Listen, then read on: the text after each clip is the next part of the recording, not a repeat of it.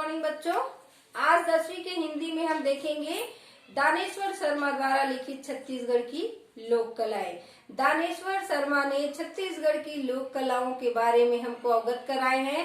छत्तीसगढ़ में जितने भी लोक कलाएं हैं, ददरिया, पंडवानी, चंदैनी, देवन्नी नाच, देवार गीत, सब जो राउत नाचा होता है, सबका विस्तार से वर्णन किया है, जो हमको जानकारी नहीं था और बच्चों को तो बिल्कुल जानकारी नहीं होती थी और जानते भी थे तो उनके नामों को नहीं जानते थे। और वो अब जो है विलुप्त अवस्था में है, क्योंकि अब संचार का साधन इतना बढ़ गया है कि लोग उन सबको नहीं जानते हैं।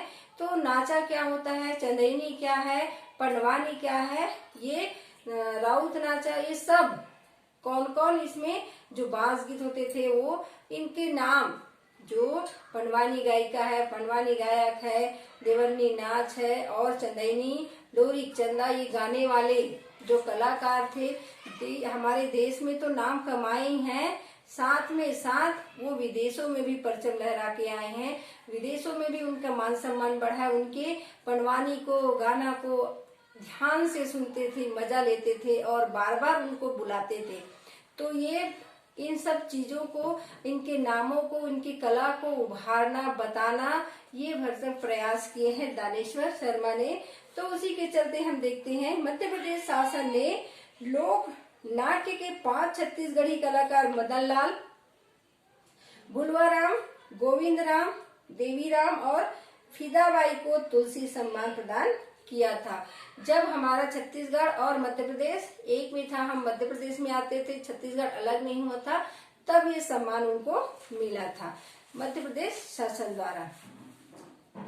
चंदैनी लोक नाट्य में लोरिक और चंदा की प्रणय गाथा प्रस्तुत की जाती है। वस्तुतः चंदैनी अब लोक नाट्य की एक ऐसी शैली हो गई है जिसमें कलाकारों की संख्या कम होती है और एक कलाकार अनेक पात्रों का अभिनय कर लेता है। रामाधार, सुखचंद्र और लतेल राम इस फन में माहिर कलाकार हैं। रामाधार साहू असाधारण प्रतिभा के धनी है और मंच पर इतनी अभिव्यक्तियां एक साथ दे देता है कि कभी कभी बौद्धिक दर्शन भी उसके साथ चलने में अपने को असमर्थ पाते हैं। कि बहुत सारे कलाकार का अपने भाव, अभिनय और वाक्य द्वारा जो बोलना करना, ये साधारण व्यक्ति की बात नहीं है और ऐसे प्रतिभा के धनी थे कि बहुत सारे पात्र का अभिनय वो अकेले करता था। और लोरी चंदा में कम पात्र होते थे।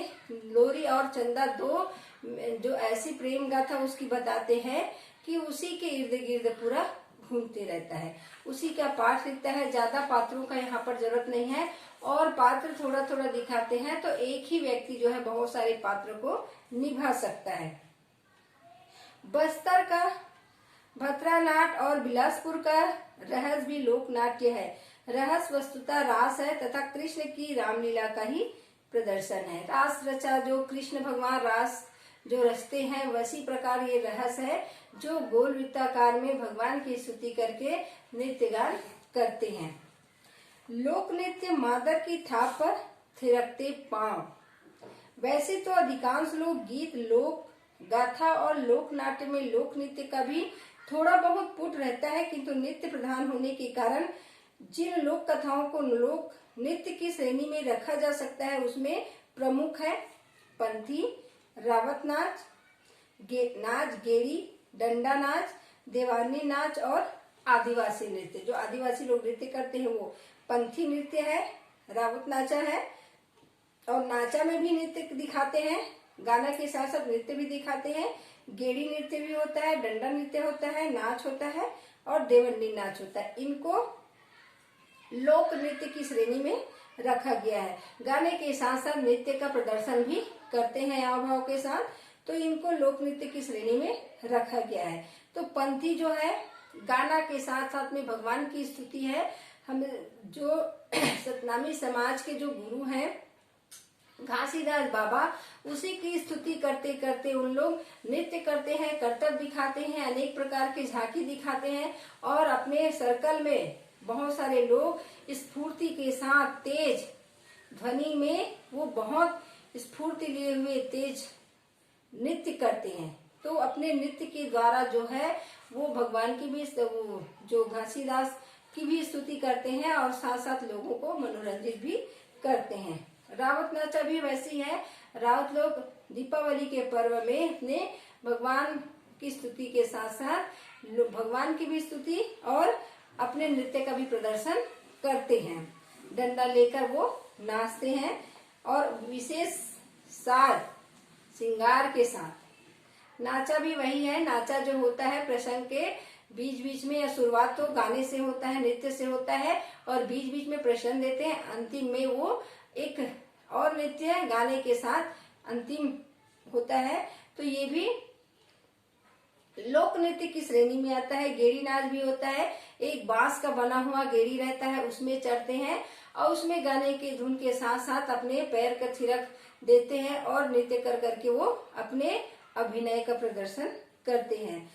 अब उसके बाद है डंडा नाच। डंडे के साथ में इधर उधर जैसे डंडा घूमता है, डंडा घुमाने वाला होता है, डंडा के साथ में अपने दोनों का तालमेल बैठाना रहता है, और तालमेल अगर नहीं बैठा तो आप गिर जाओगे। तो उसी के तालमेल के साथ अपने दिमाग को एकाग्र रख के उसमें नृत्य करना पड़ता है।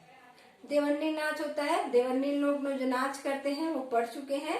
देवन्नी नाच भी उसमें नृत्य की श्रेणी में आते हैं। उन लोग भी बहुत अच्छा अपनी अभिनय का प्रदर्शन करते हैं। आदिवासी नृत्य, आदिवासी औरतें जो है झुंड बनाकर गोलावृत्ति में जो नृत्य करते हैं वो आदिवासी नृत्य।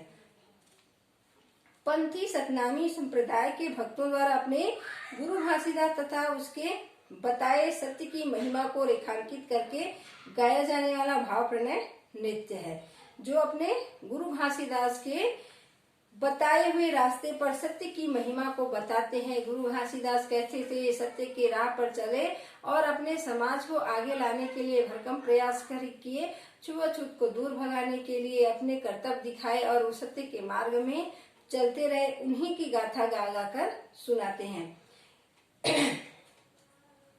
इतना के बिरिया में कौन देव लाभो, मैं तो बंदा था दीदी जय सतनाम, मैं तो बंदा था भैया जय सतनाम। पंथी इतनी तेजी से नाचा जाता है कि पंजाब के भांगड़ा के समान गिने चुने लोक नृत्य ही इनकी तुलना में रखे जा सकते हैं। जो भांगड़ा करते हैं स्फूर्ति के साथ तेज, वैसे ही पंथी को किया जाता है। मांदर और झांझ केवल दो वाद्य इस नृत्य में पूरे वातावरण को झंकोर देता है। देवदास की पंथी पार्टी का नाम किसी समय शिखर पर था, उसके नाम से ही जाना जाता था। देवदास बंजारे जो है ये पंथी नृत्य के सबसे बड़े कलाकार थे, उसके नाम से ही जाना जाता था। वही ऐसे प्रमुख पार्टी थी जो अपने देश में तो देश विदेश भी वो गया था। बुधारू इस पार्टी का मादरवादक है और अपनी कोई सानी नहीं रखता। देवदास की पार्टी ने विदेशों में भी खूब ख्याति अर्जित की। नृत्य की तेज गति से आश्चर्यचकित होकर विदेशियों ने ध्यानचंद और ज्ञानचंद की हॉकी स्टिक की तरह देवदास के पैरों का भी परीक्षण किया। कैसे ये इतना तेज दौड़ सकता है, नाच सकता है, कैसे स्फूर्ति के साथ इतना नृत्य मांदर के साथ करना और तुरंत सर्कल बनाकर अपने अभिनय का प्रदर्शन करना। तो वहां पर गए थे तो उनके पैरों का भी वहां पर परीक्षण किया गया कि इतनी स्फूर्ति से कैसे ये कर सकता है, जितनी स्फूर्ति से वो करता था। उसके प्रहार को रोकने के लिए लगभग 30-40 राउत वहां पर परीक्षण किया। राधे श्याम, लतमार दास, पुरानिक लाल चेलक और अमिताबाई भी इस विधा के सशक्त कलाकार हैं। देवदास के निधन से पंथी लोक कला की बहुत बड़ी क्षति हुई थी। जब देवदास का निधन हुआ तो पंथी नृत्य के जो कलाकार है, पंथी लोक कला की जितनी क्षति पहुंची है वो सबको आघात लगा, क्योंकि वो इतने अच्छे कलाकार थे। देश तो देश विदेश में भी अपना परचम लहराया, वहां भी ख्याति। उनके तेज नृत्य को देखकर सब बहुत चक्के रह जाते थे। मुख्यतः मवेशी चराने का पेशा करने वाले राउत जाति का राउत नाचा दीपावली के समय होता है। कुल देवता की आराधना करने के बाद हर राउत अपने घर से काछन निकालता है। जो राउत जो है हर दीपावली में उनका दिन होता है, वो पूजा करते हैं और अपने देवी देवता की पूजा करके वो उसमें नशा में भर जाते हैं। जब देवी की पूजा करते हैं, बाजा जब बजता है तो वो ऐसा लगता है देवी देवता उस पर चढ़ गए हों, देवी देवता विराजमान हो गए हों। किसी किसी को देवता भी आ जाता है और वो एकदम मदमस्त अवस्था में निकलते हैं पूजा करने के बाद, और जो वो डंडा रखे रहते हैं उसको चालते हुए इधर उधर खेलते हुए वो अंदर से निकलते हैं। काछन निकाला जाता है। उस समय उसके पास अपार शक्ति होती है। मस्ती में अपने घर के ही छप्पर छानी को तोड़ते हुए निकलने वाला राउत अपनी लाठी से समस्त राउतों पर अकेले ही प्रहार करता है और उस प्रहार को सब रोकने का प्रयास करते हैं। मतलब यह है कि उसमें इतनी ताकत होती है कि अपने उस डंडे से वो सब पर प्रहार करने का प्रयास करते हैं और सब उससे बचते हैं। तो देखा जाता है कि हम में इतनी ताकत है कि नहीं उसके ताकत के बीच में कि हम उसके प्रहार को रोक सकें। तो उस अकेले के पीछे बहुत सारे राउत उस प्रहार को रोकने का प्रयास करते हैं, क्योंकि वो उस समय अपने कुल देवता का पूजा करके आ रहते हैं, देवता सवार रहते हैं, उसमें इतनी शक्ति इतनी ताकत आ जाती है कि वो बहुत सारे का सामना करते हैं। उसके प्रहार को रोकने के लिए लगभग 30-40 राउत वहां एकत्र रहते हैं। जब उन्मादी राउत लाठी चलाते चलाते थक जाता है तब जमीन में लेट जाता है। देवता को धूप और नारियल भेंट करने के बाद वह स्वस्थ होता है और अपने दल में शामिल होकर घर से बाहर नाचने के लिए निकल जाता है।